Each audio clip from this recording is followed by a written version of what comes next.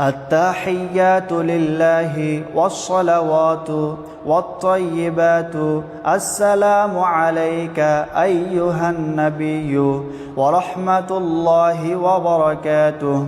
السلام علينا وعلى عباد الله الصالحين. أشهد أن لا إله إلا الله وأشهد أن محمدًا عبده ورسوله. اللهم صل على محمد وعلى آل محمد كما صليت على إبراهيم وعلى آل إبراهيم إنك حميد مجيد. اللهم بارك على محمد وعلى آل محمد كما باركت على إبراهيم وعلى آل إبراهيم إنك حميد مجيد.